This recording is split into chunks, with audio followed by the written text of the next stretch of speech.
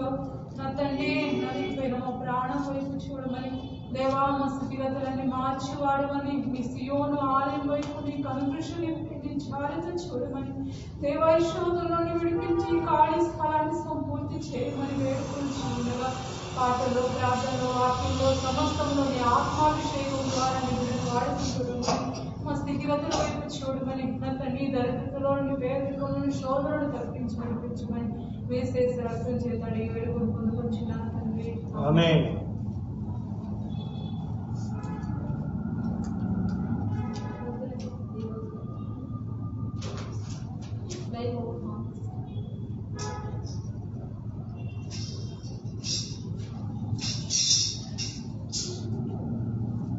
ప్రేమామృతం నీ సన్నిధి నిత్యము నా పెన్నిధి.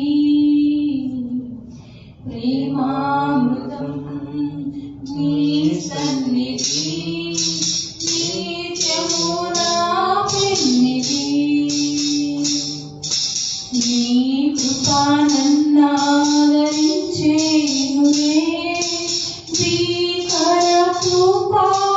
సుడిగాలిలో. నీ కృపా నన్నాదరించేనులే భీకర తుఫాను సుడిగాలిలో.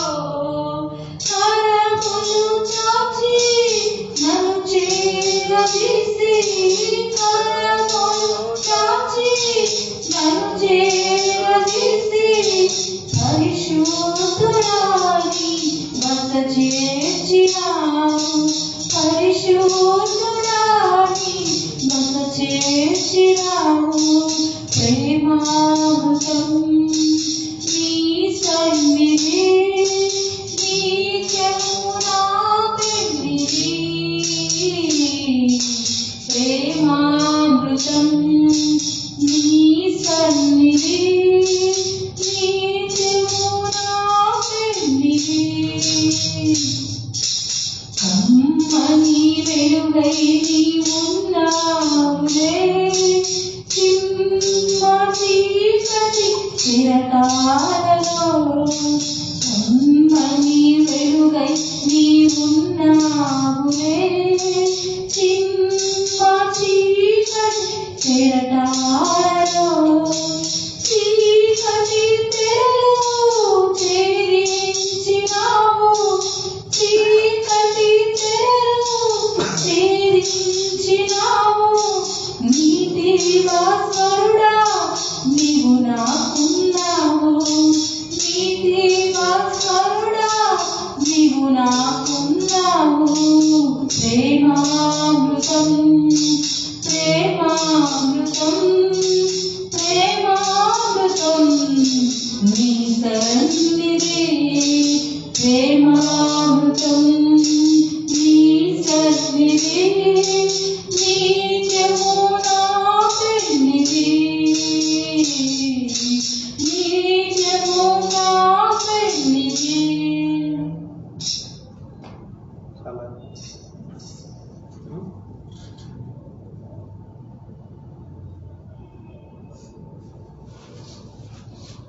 చాలా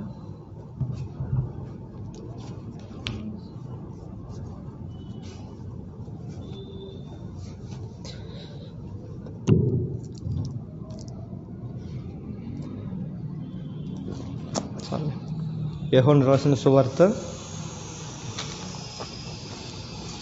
17వ అధ్యాయము.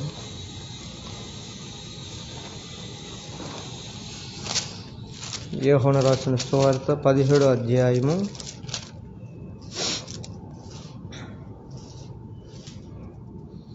9వ వచనం. యోహాను రాసిన సువార్త వారి కొరకు ప్రార్థన చేయుచున్నాను. లోకము కొరకు ప్రార్థన చేయలేదు. నీవు నాకు అనుగ్రహించి ఉన్నవారు నీ వారైనందున వారి కొరకే ప్రార్థన చేయుచున్నాను. నేను వారి కొరకు ప్రార్థన చేయుచున్నాను. చిన్న ప్రార్థన చేసుకుని ముందుకెళ్దాం. ప్రార్థన చేసుకుందాం. ప్రేమ నమ్మకం కలిగిన మా కృపాసత్య సంపూర్ణుడు అయిన మా తండ్రి, మీ పరిశుద్ధమైన మీ నామానికి స్తుతులు స్తోత్రములు వందనములు. గడిచిన నా తండ్రి, ఈ కాలం నుంచి నీ ఉచితమైన కృప చేత మమ్మల్ని కాచి కాపాడి భద్రపరిచి ఈ రాత్రి సియోను నీ సన్నిధిలో తండ్రి నీతో సమయం ప్రార్థనలో గడపటానికి మీరు మాకు ఇచ్చిన కృపకై నీకు వందనాలు. వచ్చి మమ్మల్ని దీవించండి, ఆశీర్వదించండి.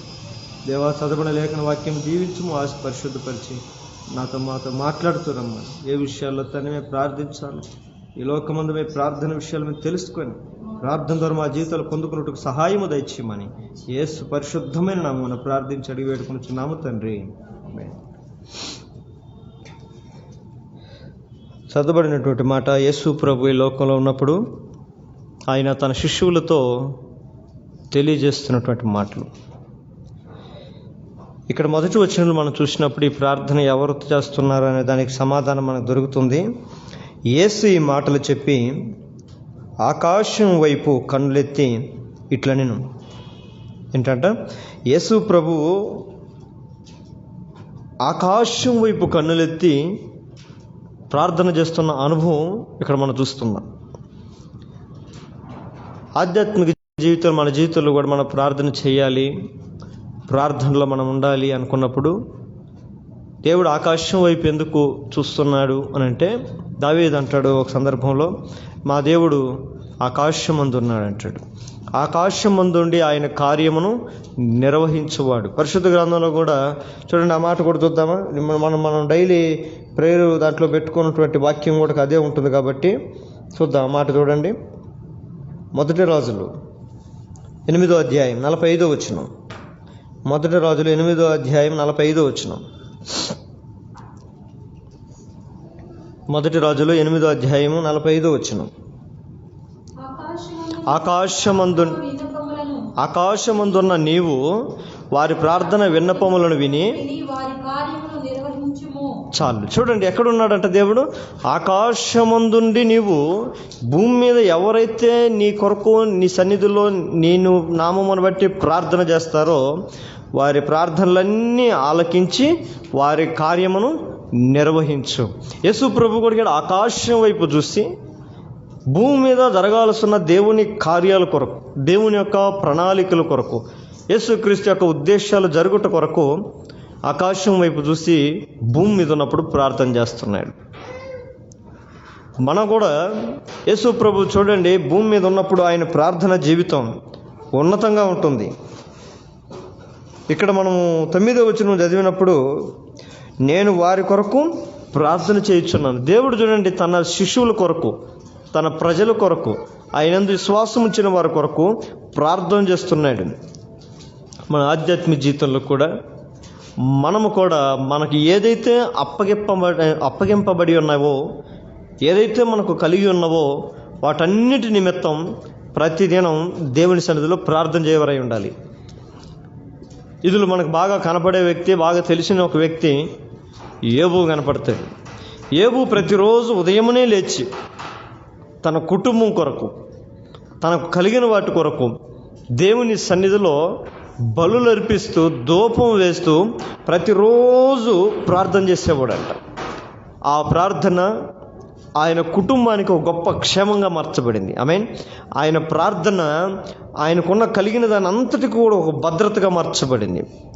మన జీవితాల్లో, మన బ్రతుకుల్లో కూడా మన ప్రార్థన మనకు ఒక ప్రాకారంగా ఉంటుంది. ఇక్కడ ఈ రాత్రికాల సమస్య యేసు ప్రభు పట్టికలుగా యేసు ప్రభు చేసినటువంటి ప్రార్థనలు. యేసు ప్రభు భూమి మీద చాలా రకాల ప్రార్థనలు చేశాడు, ఉన్నతమైనటువంటి ప్రార్థనలు చేశాడు. అందులో ప్రాముఖ్యంగా ఇక్కడ కనపడుతుంది ఏంటంటే, తన యందు విశ్వాసం ఉంచిన వారి కొరకు ఆయన ప్రార్థన చేస్తున్నాడు, ఆయన శిష్యుల కొరకు. ఈ అధ్యాయంలో అంటాడు, ఒకరోజు పౌలు పేతురు కొరకు అంటాడు, పేతురు, సాతాను అనేక సార్లు నిన్ను పట్టి నిన్ను జల్లించాలని చూశాడు, కానీ నేను నీ కొరకు తండ్రి దగ్గర వేడుకుంటున్నానంటాడు. యేసు ప్రభు చూడండి, ఆయన చిత్తమును జరిగించే వారి విషయంలో సాతానుడు, దుష్టుడు ఎక్కడ వారిని ప్రలోభాలు పెట్టి వాళ్ళని విశ్వాస యాత్రను సడలించి ఆత్మీయతలో నుంచి వేరు చేసి లోకంలోనికి అపవాది సంబంధాలు అగినట్లుగా దుష్టుడు వారిని ఎక్కడ చెరబడతాడో అని అపవాది వారిని ముట్టకుండానట్లుగా తన పిల్లల కొరకు ఆయన ప్రార్థన చేశాడు. ఇప్పుడు దీన్ని బట్టి మనకి ఏమర్థం చేస్తుంటే, యేసు ప్రభు మనకు నేర్పుతుందంటే, మనం ఎప్పుడు కూడా మన కుటుంబం కొరకు మనం ప్రార్థన చేయబడి ఉండాలి మొట్టమొదటిగా. ఎందుకు, దేనికి అని అంటే, మన కుటుంబం కొరకు మనం ప్రార్థన చేయకపోతే మన కుటుంబంలో ఉన్న వారిని ఎవరినో ఒకడు సాతానుడు వాడుకుంటాడు మనకు వ్యతిరేకంగా ఉండటానికి. మనకు వ్యతిరేకతగా వాళ్ళని మారుస్తాడు, మనకు విరోధంగా మారుస్తాడు. వారితోనే మనకు అనేకమైన పోరాటాలు రావాల్సిన పరిస్థితి వస్తుంది. కనుక యేసు ప్రభు తన జీవితంలో మనకు నేర్పిస్తుంది ఏంటంటే, సాతాను అనేక సార్లు జల్లించాలని చూశాడంట పేతురుని. మన కుటుంబంలో కూడా ఎవరైతే బలహీనమైన మనస్సాక్షి కలిగి ఉంటారో సాతాను వారినే టార్గెట్ చేసుకుంటాడు.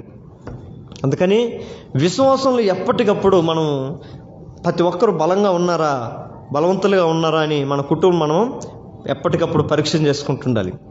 సామెతల గ్రంథంలో చివరి అధ్యాయం లేదా అంటది, ఆ ఇంటి ఇల్లాల గురించి చెప్తారు.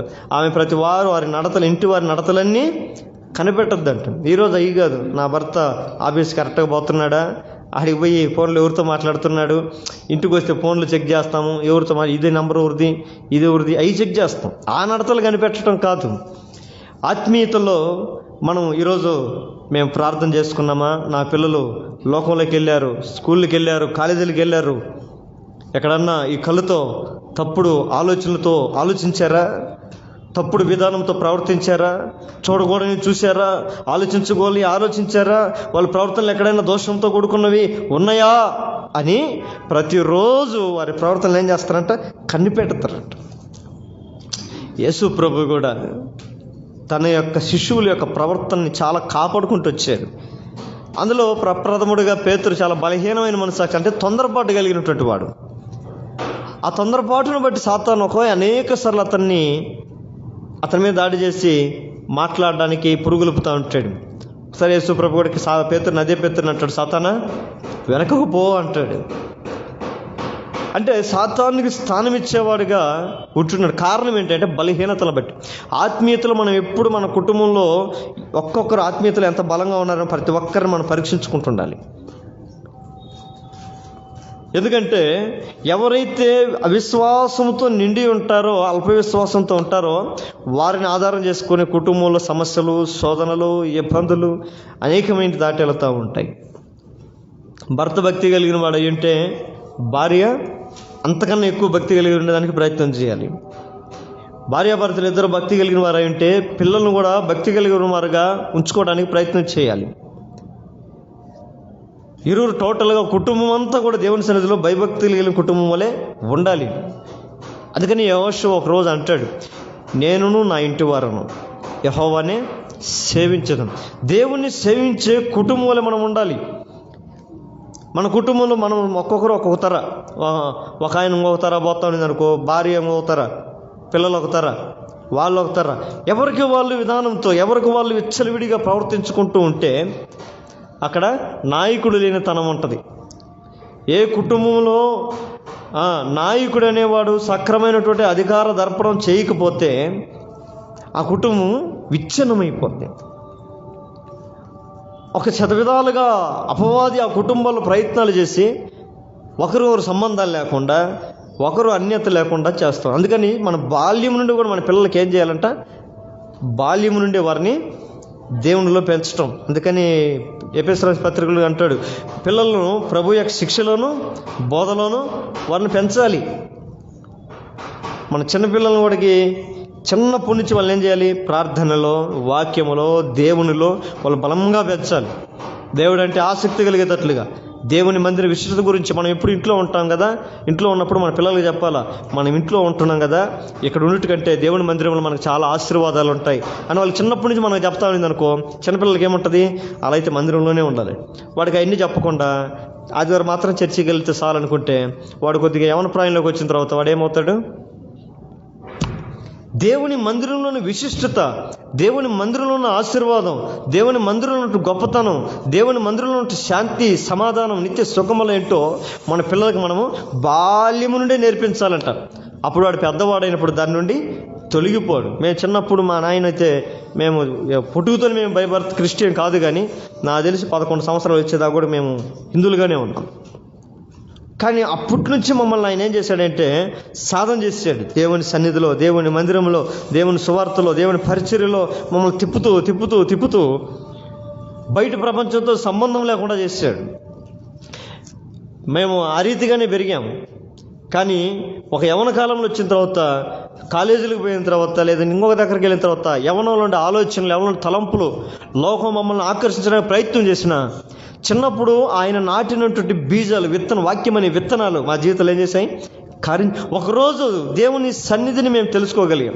లోకంలో పతనమైన జీవితం ఉంది, నాశనమైపోయే జీవితం ఉంది, వ్యర్థమైన జీవితం ఉంది అని లోకాన్ని అసహించుకొని ఏది శ్రేష్టత, ఏది ప్రాముఖ్యత అంటే అది దేవుని సన్నిధి అని ఎరగగలిగాం. కారణం ఏంటంటే వాళ్ళు మా కొరకు ఏం చేశారు? ప్రయాసపడ్డారు. ఆ రీతి పెంచుకోవటానికి ప్రయాసపడి యేసుప్రభు అదే అంటున్నాడు. మొదటగా ఆయన తన శిష్యుల కొరకు ప్రార్థన చేస్తున్నాను. నేను వారి కొరకు ప్రార్థన చేస్తున్నాను, నా కొరకు కాదు, వారి కొరకు ప్రార్థన చేస్తున్నాను. ఉన్నతమైన భవిష్యత్తు మీద ఆలోచన కలిగిన ప్రతి కుటుంబంలోని పెద్దవారు కూడా, ప్రతి ఒక్కరు కూడా రాబో తరం వారి కొరకు మాదిరికరంగా ఉండినట్లుగా బిడ్డలు పెంచుతారు.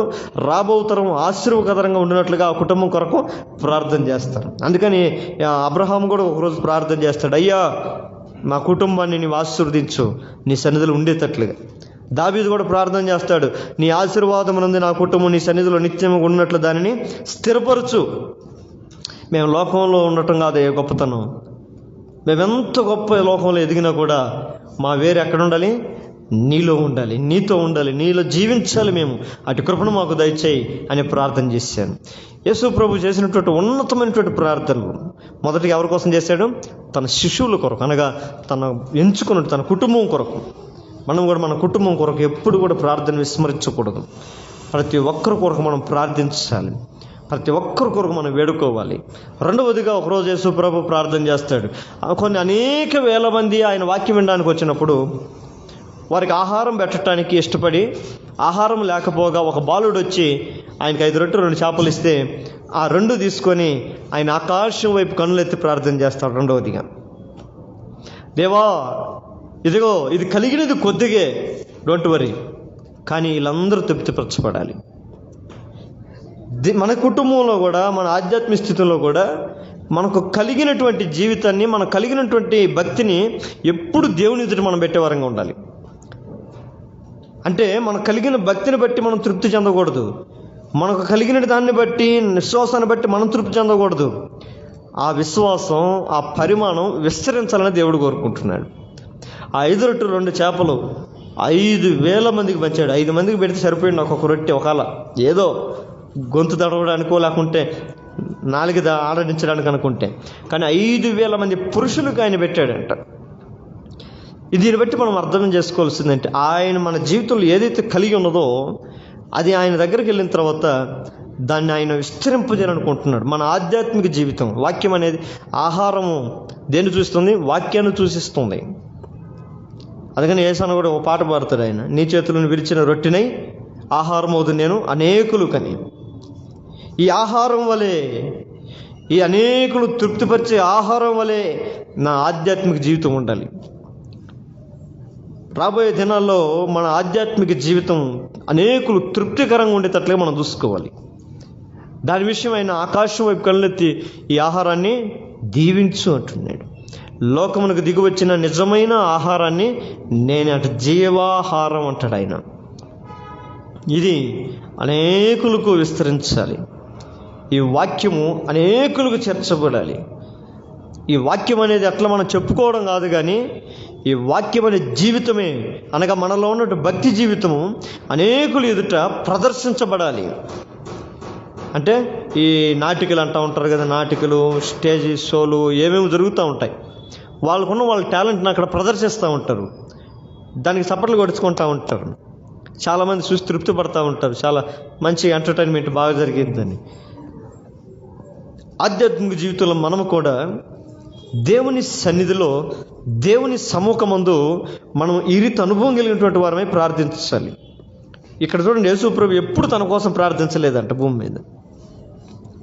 ఆఖరికి చనిపోయే విషయంలో కూడా, ఇంకా ఆఖరి చనిపోయేటప్పుడు కూడా వీరేం చేస్తున్నారు, వీరు ఎరగరు, వీరిని క్షమించాలని అంటాడు. ఆడగోడికి ఇతరులు వాళ్ళు ఆయన్ని హింసించే వారి కొరకు ప్రార్థన చేస్తాడు.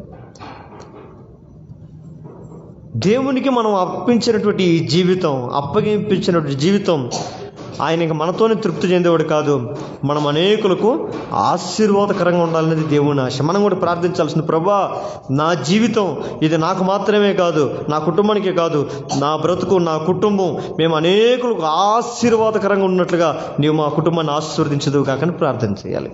ఏం చేయాలి? రెండవదిగా మా కుటుంబాన్ని ఎంతగా అంటే మా కుటుంబం ద్వారా, మా ద్వారా అనేక జీవితాలు, అనేకమైన ప్రజలు తృప్తిపరచబడినట్లుగా, ఆశీర్వదించబడినట్లుగా, ఉండేటట్లుగా నీవు మమ్మల్ని దీవించు.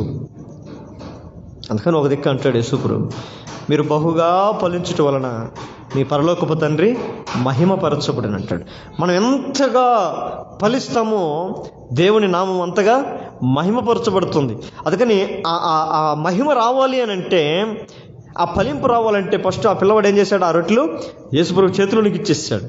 మన కుటుంబం కూడా దేవుని చేతులకు అప్పచెప్పిన తర్వాత మనం అదే అడగాలి, ప్రభా నా కుటుంబం నాకు మాత్రమే ఆశీర్వాదకరం కాదు, నువ్వు నన్ను ఆశీర్వదించు. ఎంత గొప్పగా ఆశీర్వదిస్తే అంత గొప్పగా ఆశీర్వదించు. గొర్రెలు కాసుకునే దావీదును గొర్రెలకే ఇంత సేఫ్టీ ఇచ్చేవాడు, ఇతను రాజుగా చేస్తే ఇశ్రాయేల్ ప్రజలందరినీ కాపాడతాడని దేవుడు నమ్మాడు కదా. దేవుడు మనల్ని కూడా నమ్మాలి, మన యందు విశ్వాసం ఉంచాలి, మన యందు ఆయనకు కృప కలగాలి. మనం కూడా అది కలగాలంటే మనం ఆయన ప్రార్థించాలి. నన్ను గొప్పవానిగా చేయి, మమ్మల్ని గొప్పవారిగా చేయి, మేము అనేకులకు ఆశీర్వాదకరంగా ఉండాలి. ఆమేన్. అందుకని యోబు ఆశీర్వాదం ఎలాంటిదంటే ఆయన చివరిలో రాసుకుంటూ వస్తూ ఉంటాడు, నేను అనేకులకు అన్నం పెట్టాను, దిక్కులేని వారికి నేను దారిచ్చాను, నివాసం ఇచ్చాను, వికలాంగులు నేను ఆదుకున్నాను, విధవరాలను ఆదుకున్నాను అని రకరకాలుగా తను చేసినట్టు కార్యాలన్నీ చెప్పుకుంటూ వస్తూ ఉంటాడు. అంతగా దేవుడు నన్ను ఆశీర్వదించాడు, అంతగా గొప్పగా దేవుడు అతన్ని ఉన్నత స్థాయిలో చేర్చాడు. ఈరోజు క్రైస్తవ విశ్వాసులైనటువంటి కుటుంబాలు కూడా దేవుని సన్నిధిలో ఉంటూ మనం ఎలా ఉండాలంట? ఎదిగే అనుభవం కలిగిన వారమై ఉండాలి, ఫలించే అనుభవం కలిగిన వారమై ఉండాలి. ఫలించాలి, ఆ ఫలం ప్రభు కొరకు మహిమకరంగా ఉపయోగపడాలి. ఆమేన్. ఉన్నతంగా కనబడాలి. అది కనబడే తీరు లోకాల్లో చూసినప్పుడు అది దేవుని నామానికి ఘనతగా ఉండాలి.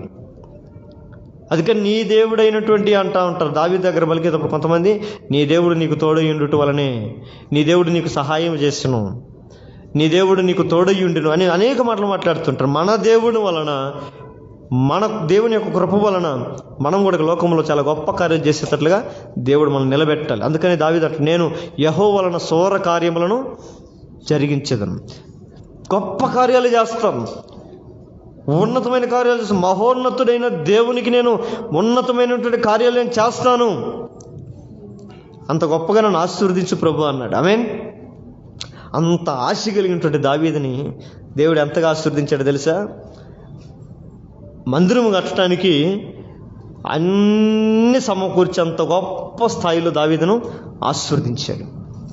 ఏ కొదువు లేకుండా, మందిరం కట్టడానికి ఏ కొదువు లేకుండా అన్నిటిని అనుగ్రహించి తనకు సమకూర్చాడు. ఈరోజు సంఘంలో ఉన్న విశ్వాసులు కూడా, అనేకులు కూడా ఏం చేయాలి?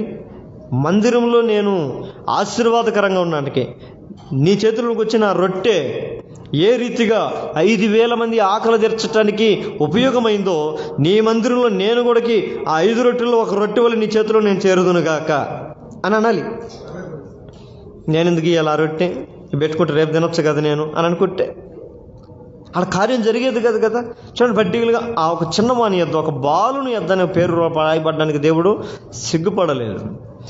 దేవుడు మన జీవితంలో గొప్ప కార్యాలు జరిగించాలంటే మనం ఆయన చేతుల్లోనికి మనం వెళ్ళాలి, ఆయనకి సమర్పించుకోవాలి.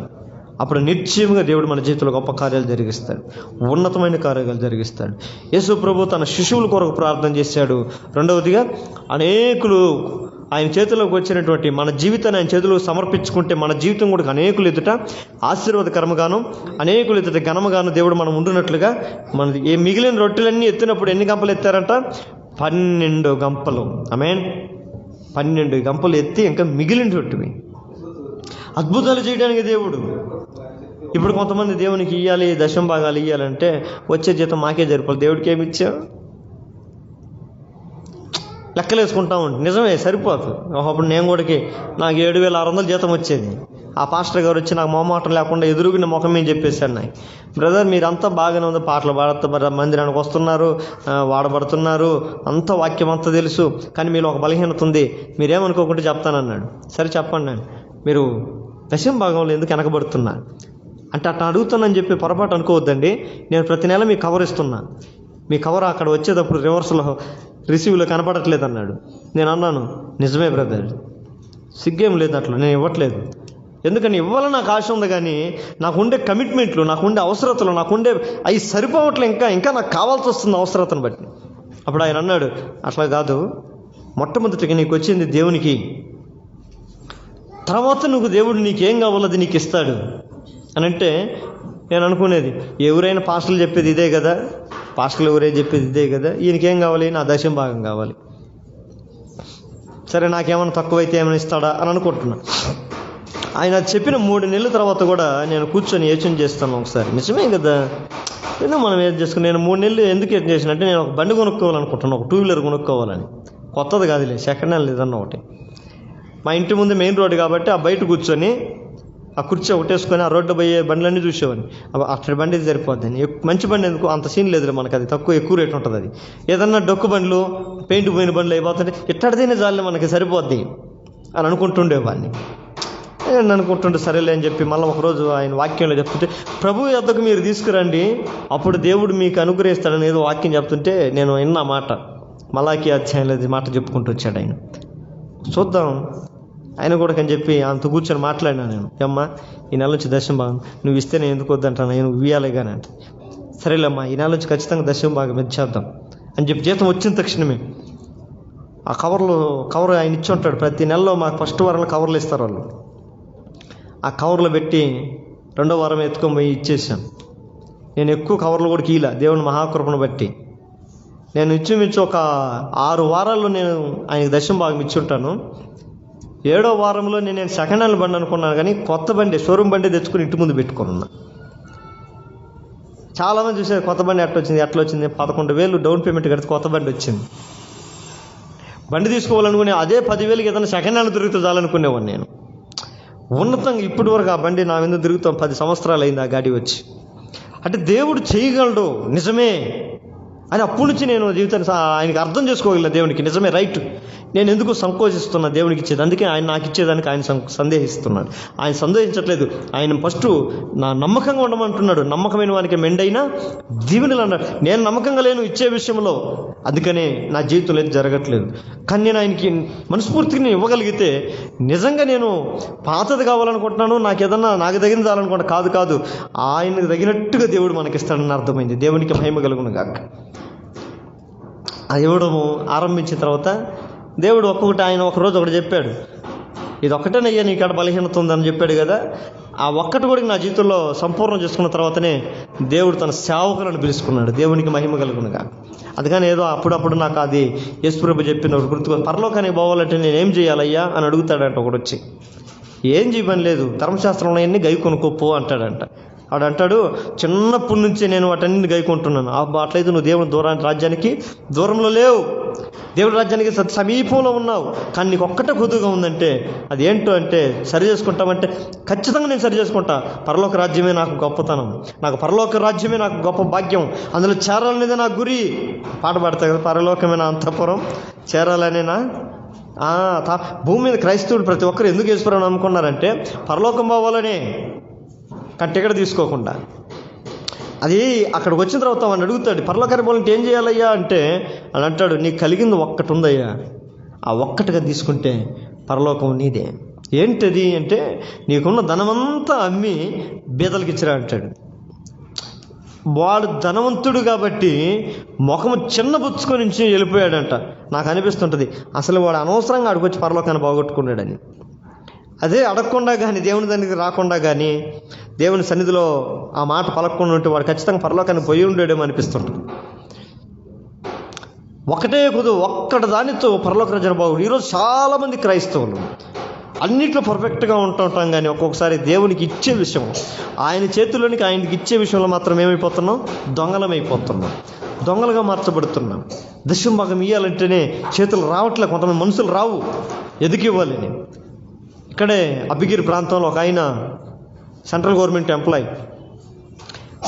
ఆయన ప్రతి నెలలో చర్చికి వెళ్ళి, ఆయనకి జీతం 42,000 ఎంతో ఉండేదంట, 42,000 జీతం. 42,000 దశమ భాగం ఎంత పోద్ది, ఎంతయ్యా 4,200. ప్రతి నెల తప్పకుండా 4,200 ఆ చర్చిలో ఇచ్చేవాడంట. కొన్ని రోజులు అయిన తర్వాత రిటైర్డ్ అయిపోయింది పని. రిటైర్డ్ అయిన తర్వాత 80 లక్షలు ఏదో అమౌంట్ వచ్చిందంట. ఇప్పుడు 80 లక్షలు ఎంత తీయాలా? ఇప్పుడు వచ్చింది అసలు సమస్య. 4,000 కాడ ఎప్పుడు సందేహ పనులు అయినా, 4,000 కాడ ఎప్పుడు బాధ పనులు అయినా దేవునికి స్తోత్రం, దేవునికి స్తోత్రం అంటే ఇచ్చి ఉండేవాడు. ఈ 80 లక్షలు రిటైర్డ్ అయిన తర్వాత వచ్చినప్పుడు 8 లక్షలు ఎత్తుకొని దేవుని మందిరం ఇవ్వాలంటే ఇంట్లో వాళ్ళంతా మీటింగ్ పెట్టారట. వాళ్ళ కొడుకులు వాళ్ళందరూ కూర్చొని, అమ్మ ఇప్పుడు దేవుని మందిరంలో దశమ భాగం ఇవ్వాలి, 8 లక్షలు ఎట్లా అయ్యిందని. 8 లక్షలా? ఏం మాట్లాడుతున్నావు నువ్వు? 8 లక్షలు ఇస్తావా అంటే మరి ఇవ్వాలి కదమ్మా. ప్రతి నెలలో నాకు వచ్చిన జీతంలో నమ్మకంగా నేను దశమ భాగం ఇస్తున్నాను కదా, మరి ఇప్పుడు ఈకుంటే ఎట్లా అంటే, అరే ఇదేది పెద్ద సమస్యలాగా ఉంది. సరేలే, ఒక పని చెయ్యి, మనమే మన ఇంటిపై చర్చి కట్టించేద్దాం. ఆ 8 లక్షలకి మనమే ఇంటిపై చర్చి కట్టేద్దాం, మనమే సంఘం, నువ్వే పాస్టర్ అయిపోయి, ఇంకా ఎందుకు ఊరికే వాళ్ళకి పోయి పెట్టేది ఆ డబ్బులు 8 లక్షలు అని చెప్పి అనుకున్నారు. ఆ చర్చి యానివర్సరీ కూడా నేను వెళ్ళా. బాగా గ్రాండ్గా చేశారు, గొప్పగా చేశారు, చాలామంది వచ్చారు. కానీ అదే మందిరం ఈరోజు మోతేస్తున్నారంటే చాలా బాధాకరమైనటువంటి విషయం.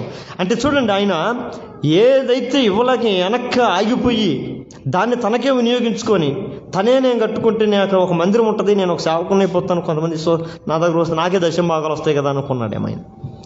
ఈరోజు సంఘం లేదు, ధనం వ్యర్థం. కనుక దేవుని దగ్గరికి మనం ఇచ్చేటప్పుడు సందేహించకూడదు, సంకోచించకూడదు. ఆ పిల్లవాడు ఎట్టిచ్చాడు? మంచి మనసుతో పోయి ఇచ్చేసాడు. మరి ఉన్న 5 రొట్టెలు నేను ఇచ్చేస్తే ఇక్కడ చూసి చాలామంది ఉన్నారు, అసలు నాకు దొరుకుద్దా లేదని అనుకోలేవాడు. ఆయన చేతులకు ఇవ్వటానికి వెళ్ళిపోయాడు. దేవుడు వాటిని ఆశీర్వదించాడు. 5,000 మంది ఆకలి తీర్చడానికి ఆ చిన్న పిల్లవాడిని విశ్వాసం ఆధారమైంది. ఆమేన్. మన జీవితంలో కూడా దేవునికి ఏదైనా ఇవ్వాలి అనుకున్నప్పుడు, అది జీవితమైన, జీవితంలో భాగమైన, దేంట్లో అయినా కానీ మనము మనస్ఫూర్తిగా సంతోషంతో ఆయన చేతిలో ఇవ్వగలగాలి. అప్పుడు మిగిలిన వాటన్నిటిని ఆయన చూసుకున్న ఆ నీతిని, రాజ్యాన్ని వెతకండి, దాని వెనక మీకు సమస్తము దొరుకుతాయి. ఇప్పుడు కూడా నేను చెప్పగలుగుతాను, నేను 5 నెలలు కాదు కదా, ఈ సంవత్సరంలో దగ్గర 2024లో 9 నెలలు నేను పనికి పోలా. నేను అనుకుంటే ఆశ్చర్యమైంది. 9 నెలలు, లాస్ట్ మంత్ 5 నెలలు, ఈ మంత్లో ఒక 4 నెలలు, 9 నెలలు నేను పనికి వెళ్ళాలి. కానీ 9 నెలలు పనికి పోకపోయి నేను అన్నం తింటున్నా. కొంతమంది పనికి పోతున్నామో మా కష్టాలు, ఇంటిపాడు కట్టుకోవాలి 3 నెలల నుంచి, ఇంటిపాడు కట్టుకోవాలి 2 నెలల నుంచి అని చెప్పి వాపోతూ ఉంటారు. దేవుడు అద్భుతంగా ఆయన పోషిస్తాడు. కానీ మనం ఏం చేయాలంటే అద్భుతంగా ఆయన చేతిలోకి రావట్లే, ఉన్నతంగా ఆయన చేతిలోకి రావట్లే. కనుకనే చూడండి, దేవుడు ప్రార్థన అనుభవం, నా చేతిలోనికి వచ్చిన వారిని నేనేం చేయాలనుకుంటున్నాడు? ఆశీర్వదించు. మనం కూడా స్ఫూర్తిగా ఆయన చేతిలోకి వెళ్ళిపోవాలి. అప్పుడు ఆయన మనల్ని ఆశీర్వదిస్తాడు.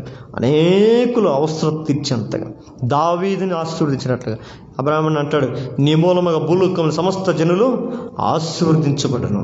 ఆ వాగ్దానం మనకుంది. ఆమేన్. అట్టి ఆశీర్వాదం మనం ముందుకెళ్ళాలి. యేసు ప్రభు యొక్క ప్రార్థన జీవితం చాలా గొప్పగా ఉంటుంది. ఇంకా చెప్పుకుంటూ పోతే చాలా ఉంటాయి. ఆయన ప్రార్థన చేశాడు. 3వది ఒక్కటి చెప్పి ముగిస్తాను. ఒకరోజు ఆయన ఎంతగానో ప్రేమించే ఒక వ్యక్తి చనిపోయి సమాధిలో ఉన్నాడు. యేసు ప్రభుకి ఆ విషయం తెలియజేస్తారు. అంటే ఆయనకు ఆల్రెడీ తెలిసి ఉంటుంది, ఆరోగ్యం బాగలేదు, బలహీనత ఉన్నాడని ముందుగానే ఒక ఇన్ఫర్మేషన్ ఇస్తారు. కానీ ఆయన ఆగుతాడు, ఇంకా 2-3 రోజులు అక్కడే ఆగుతాడు, చనిపోయిన దాకా ఆగుతాడు. లాస్ట్కి చనిపోయాడని తెలుస్తుంది. చనిపోయినాడని తెలిసిపోయిన తర్వాత యేసు ప్రభు అక్కడికి వెళ్తాడు. ఆ సమాధి దగ్గరికి వెళ్ళిన తర్వాత ఆ సమాధి ముందు నిలబడి ఆయన ప్రార్థన చేస్తాడు. 3 చెప్పాను.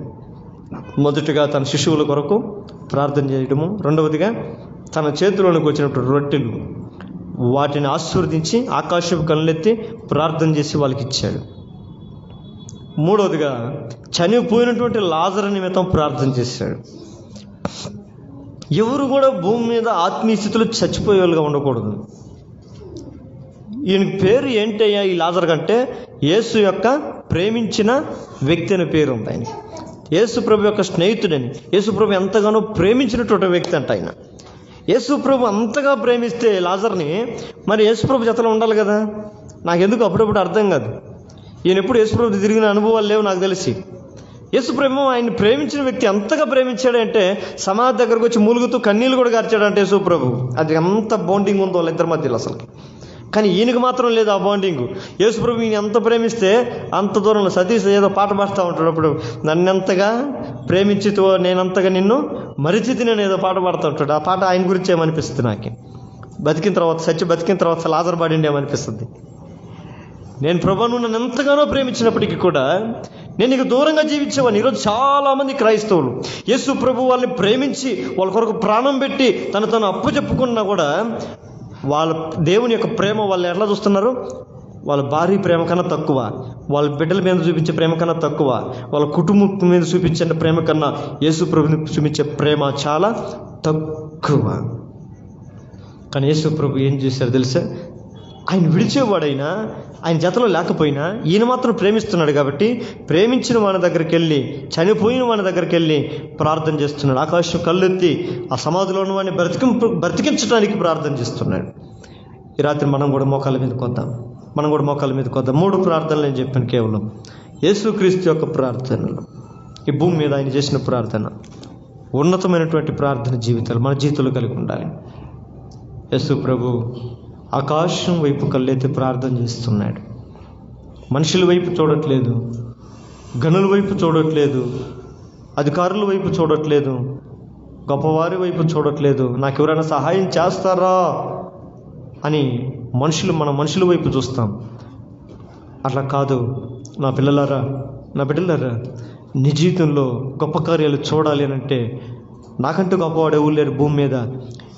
ఆకాశంలో నేను గొప్పవాడిని, భూమి మీద కూడా నేను గొప్పవాడిని. మీలో ఉన్నవాడు లోకంలో ఉన్నవాని కంటే గొప్పవాడు అంటున్నాడు. ఆ గొప్పవాడైన నా వైపు చూడండి, నా వైపు తిరగండి, ప్రార్థించండి.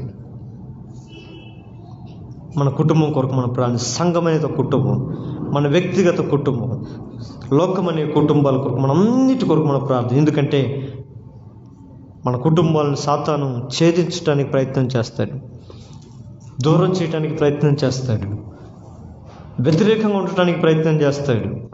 మన కుటుంబంలో ఎవరు తప్పిపోకూడదు. అందరి కొరకు మనం ప్రార్థించేవారం ఉండాలి.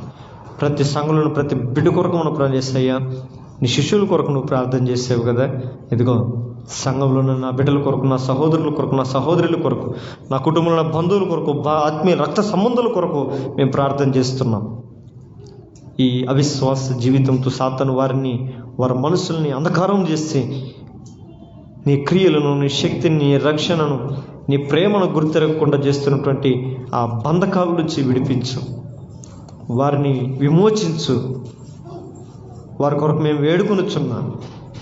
అందరూ నీ చిత్తమును జరిగించేవారుగా ఉండాలని మేము ప్రతి ఒక్కరి కొరకు మేము ప్రార్థన చేస్తున్నాం. రెండవదిగా, ప్రతి ఒక్కరూ తమ జీవితాలని చేతుల్లోనికి అర్పించేవారుగా ఉండాలి. అప్పగించుకున్న వారి కొరకు నువ్వు ప్రార్థన చేస్తున్నా. ఇదిగో నా జీవితం కూడా నేను నీకు అప్పచెప్పుకుంటున్నాను, నా బ్రతుకుని నేను నీకు అప్పచెప్పుకుంటున్నాను. ఆ చేతిలోనికి 5 రొట్టెలు 2 చేపలు వచ్చినట్లుగా నేను నీ చేతిలోనికి వస్తున్నాను.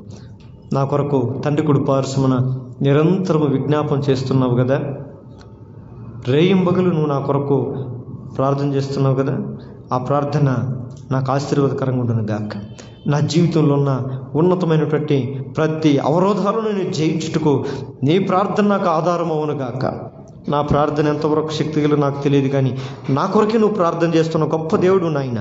తండ్రి కుడి పార్శ్వమున కూర్చోండి నిరంతరం నా కొరకు విజ్ఞాపన చేస్తున్న నా దేవా, ఈ రాత్రి నా కొరకు నువ్వు విజ్ఞాపన చేయండి. నేను దాటలేని ప్రాకారాలు దాటించండి, నేను ఎక్కలేని ఎత్తైన స్థలంలో నన్ను ఎక్కించండి. నేను ఈ సమాజంలో, ఈ గుంపులో నేను ఎక్కడో కనబడని వాడిగా మిగిలిపోకూడదు. ఆ 5,000 మంది ఆ గుంపులో కూడాకి ఆ నీ చేతులకు వచ్చిన రొట్టెలు ఆశీర్వదించబడినట్లుగా నా జీవితాన్ని కూడా మీరు ఆశీర్వదించండి, నా బ్రతుకులు మీరు ఆశీర్వదించండి, మేము బహుగా ఫలించినట్లుగా ఆశీర్వదించండి. ఈ సంఘం రాబోయే రోజుల్లో ఆ 5 రొట్టెలు 2 చేపల వలె నీ చేతులకి రాలేని సంఘం వలె మా సంఘం ఉండకూడదు నాయన. ఈ సియోను సంఘం ఇదిగో నీ చేతిలోనికి తీసుకొని చేతిలో పెడుతున్నాం. ఆ బాలుడు 5 రొట్టెలు 2 చేపలు తెచ్చినట్లుగా ఈ సియోను అనే సంఘమును, పరిచర్యను ఇదిగో అనేకులకు విస్తరించబడాలని, అనేకుల జీవితంలో ఘనకార్యాలతో నీ రక్షణ సువార్త పంచబడాలని ఆశపడి ఇదిగే రాత్రి నీ చేతిలో పెడుతున్నాం నాయన. దీన్ని ఆశీర్వదించు, ఈ సంఘాన్ని ఆశీర్వదించు, దీవించు, ఈ సంఘాన్ని పరిశుద్ధపరచు. ఆ 5 రొట్టెలు అనేకులు తృప్తించినట్లుగా ఈ సంఘం రాబోయే రోజుల్లో అనేకులు రక్షణ లేని వారికి రక్షణ ఇచ్చినట్లుగా, మారు మనసు లేని వారికి మారు మనసుని ఇచ్చినట్లుగా, పాపంలో ఉన్న వారికి విడుదల ఇచ్చినట్లుగా, రోగంలో ఉన్న వారికి స్వస్థ ఇచ్చినట్లుగా, విశ్వాసం లేని వారికి నిరీక్షణ ఇచ్చినట్లుగా అనేకులు రక్షణ నడిపించే ఒక నిలయముగా, ఒక సంఘముగా ఈ సీయోనుని మీరు ప్రతిష్ఠించుదురుగా కనుక ప్రార్థన చేస్తున్నాం. ఈ సేవ 12 గంపల్లో రొట్టెలు మిగిలినట్లు ఈ పరిచర్య కూడా శాఖలుగా విస్తరించినట్లుగా, మిగిలినట్లుగా, పంచబడినట్లుగా సహాయము దయచేయండి. చివరిగా 3వదిగా చనిపోయిన లాజరు కొరకు ప్రార్థన చేశాడు. ఆత్మీయతలో చనిపోయినటువంటి వారు, విశ్వాసంలో దిగజారిపోయినటువంటి వారు అనేకుల కొరకు మనం ప్రార్థించాలి. సంఘంలో వెనకబడిపోతున్నటువంటి వారి కొరకు, సంఘ కార్యక్రమం పాలు పంపులు పొందకుండా ఆత్మీయతలో దిగజారిపోతున్నటువంటి వారు, అగ్నిలోనికి జారిపోతున్న వారి కొరకు, తండ్రి ఈ అగ్నిలో పడిపోకుండానట్లుగా అగ్నిలో నుండి మీరు రక్షించిన ఆయన అనేది ఒక చిన్న ప్రార్థన యేసు ప్రభుతో పాటు కలిసి మనం కూడా రాత్రి చేద్దాం. ఆయనతో పాటు కలిసి చేద్దాం. నువ్వు మా కొరకైతే ఈ లోకంలో ప్రార్థన చేశావే, నీ మనస్సు కలిగిన వారముగా, నీ మనసుని ఎరిగినటువంటి వారముగా మేము కూడా ఈ విషయాలు ప్రార్థన చేస్తున్నాం. నువ్వు లాజర్నే కాదు ప్రేమించింది, సంఘమును ప్రేమించావు, సంఘంలో అందరినీ ప్రేమించావు. నీ ప్రేమను ఎరగక లోకంలో చనిపోయి ఉన్నారు నాయన, సమాధుల్లో ఉన్నారు నాయన, లోకమనే సమాధుల్లో పాతి పెట్టబడి ఉన్నారు నాయన. తండ్రి వారిని సమాధుల నుంచి, ఆ మోయబడినటువంటి రాళ్ళ బంధకాల నుంచి యేసు నామములో విడుదల కలిగి నీ సన్నిధికి వచ్చుదురుగా కానీ ప్రార్థన చేద్దాం. లాజరు బ్రతికి దేవునితో పాటు విందులో కూర్చున్నట్లుగా సంఘంలో ఎవరెవరైతే ఆత్మీయతలో పడిపోయిన వారు వారందరూ లేచి 2020 సంవత్సరంలో క్రీస్తు సహవాసంలో, క్రీస్తు సంఘములో, క్రీస్తు సన్నిధిలో, సియోను మందిరంలో ప్రభు కొరకు నిలబడినట్లుగా, ఒక సాక్షిగా నిలబడినట్లుగా దేవుడు అందరిని బ్రతికించునుగాక, అందరినీ నడిపించునుగాక అని ప్రార్థన చేసుకున్నాం.